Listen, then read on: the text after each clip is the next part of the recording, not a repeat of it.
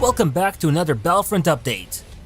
Since Capital Supremacy came out this month with so many glitches, with so many players unable to spawn into games, random crashes, and the left pistol of the ARC Trooper dealing more damage than it should, along with the mode being available with only one map, we all knew something had to give. As this wasn't acceptable for a AAA studio like DICE with some of the best game developers working there. Fortunately, our suspicions were correct, as today DICE revealed a brand new community transmission featuring a whole slew of amazing content that they've been working on behind the scenes this entire time. The new community transmission, entitled Outer Rim Sieges, gives us a sneak peek at the next major update that will be releasing this summer, and feature 2 new maps in Mygeeto and Cato Neimoidia. So let's dig into this transmission and check out all the goods, as there's quite a bit in here.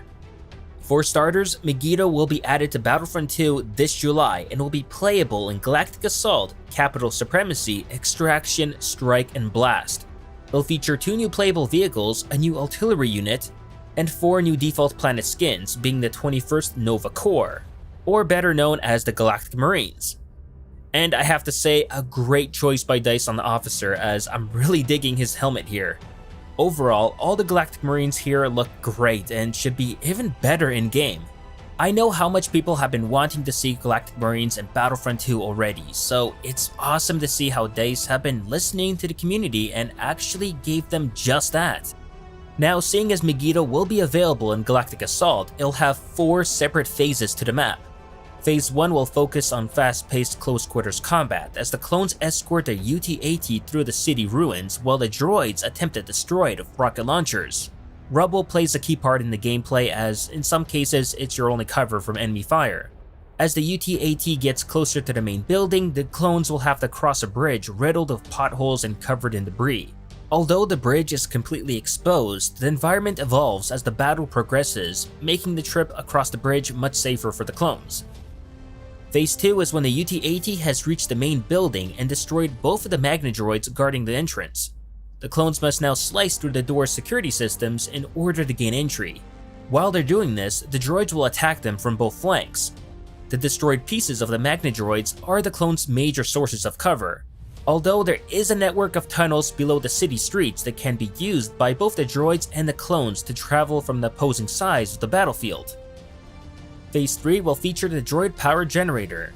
As now inside the lobby of the main building, the clones must now destroy the droid's main power generator to help thin out their numbers, thus making it easier for the clones to take the building. This objective must be fired upon until it is destroyed. However, due to the multi-floor layout of the lobby, droid snipers will be a significant threat. Lastly, with the droid numbers falling rapidly, Phase 4 will see the clones now attempt to take the main elevator at the back of the building.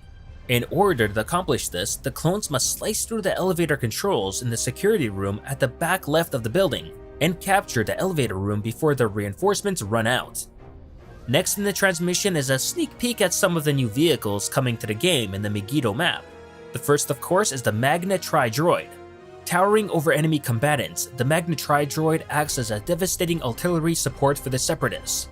Armed with 3 heavy laser cannons, 3 rocket launchers, and the ability to call in airstrikes, this behemoth is a force to be reckoned with.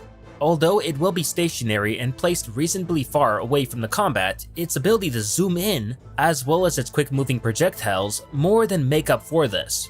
At a cost of 500 battle points, this unit acts like the MTT, AT-AT, and the LAT, in the sense that you must get eliminations with it to extend the amount of time you have in it. Next, we have the Combat Tri-Droid. This nightmarish droid walker hybrid will cost players 900 battle points and have 650 health. Despite being tiny in comparison to its larger counterpart, the Combat Tri-Droid leaves nothing to be desired in weapons and abilities. Armed with 3 rapid-fire laser cannons, a scan pulse ability, an automatic repair ability, and an ability to launch 3 anti-infantry rockets, this droid packs quite the punch. Furthermore, due to the agile nature, this vehicle will also be the first walker in the game capable of both crouching and evading like a regular trooper. To counter this, a fan favorite from the original Battlefront will be returning, the TX-130 Saber Tank. Unfortunately, we're gonna have to wait a little bit closer to release before we can really get to learn more about the Saber Tank. Now, a really cool feature for Mygeeto is the blizzard. As the clones approach the bridge connecting the city and the main building, a ferocious blizzard blows throughout the city, rendering many homing weapons useless and nearly blinding the troops on the battlefront. Like the sandstorm on Geonosis, the effects of the blizzard become greater over distance, making attempts at sniping the clones on the bridge futile. The reduced visibility also plays a favor of fast-moving units like the Combat Tri-Droid, the BX Droid Commando, and the Bark Speeder, as they now rush towards the players head-on, but only become visible once it's too late. The blizzard will continue to blow throughout Phase 2, and can be seen outside the main building's windows during Phase 3 and 4. And I really like DICE adding this blizzard mechanic as it makes the battle feel more dynamic, so props to DICE on that one. And something that will make a lot of players happy is the new weapons added to the game. As of the release of Mygeeto, DICE will be releasing 4 brand new weapons, along with various star cards for the Assault, Heavy, Officer, and Specialist classes. The cards DICE are adding vary from a placeable medical droid for the Officer, to a devastating alternative to the Heavy's Z6 rotary cannon, the reciprocating quad blaster.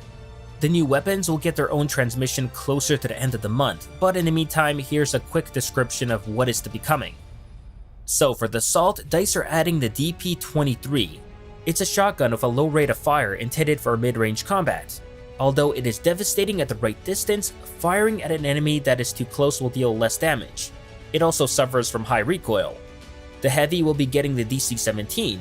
Although visually somewhat similar to the TL-50, the DC-17 has a lower rate of fire. This is made up for an increased damage per bolt and reduced spread. The Officer's new weapon will be the DC-15S sidearm. Its main strength is in its cooling capabilities, which allow it to fire uninterrupted for a longer period of time than any other blaster currently in the game. If it overheats, however, it's an incredibly long cooltime.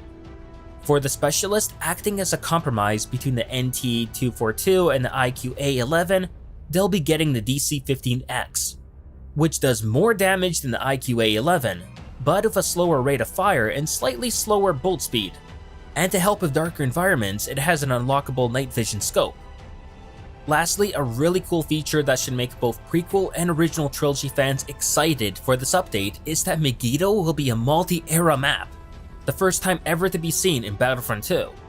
The prequel scenario is of course covered fairly in depth in this transmission, and the original trilogy scenario will receive its own transmission closer to release.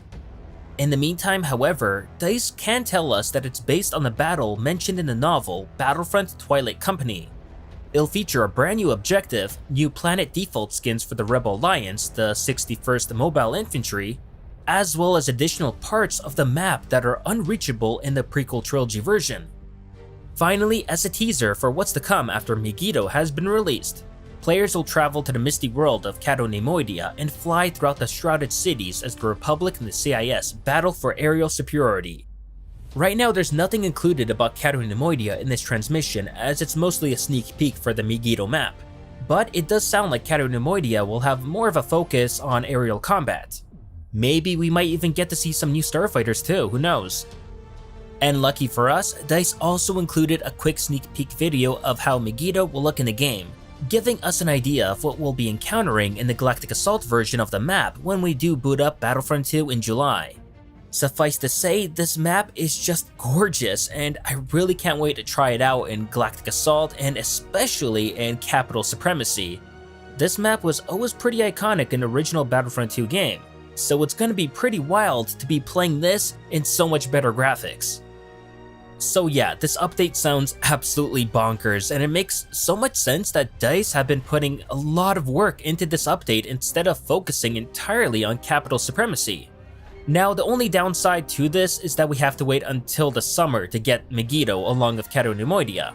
But considering how jam-packed of content these maps will be, along with the fact that they'll also be available in all the modes along with Capital Supremacy, then I certainly think that it's more than worth the wait. But that'll do it for this Battlefront update. As always, if you enjoyed this video, please like it, share it, and subscribe to the channel to not only support it, but keep up with Star Wars news, gaming, and canon lore released every week. And consider following me on Twitter and Facebook to never miss out on the latest Star Wars related content. Thanks for watching, and may the Force be with you.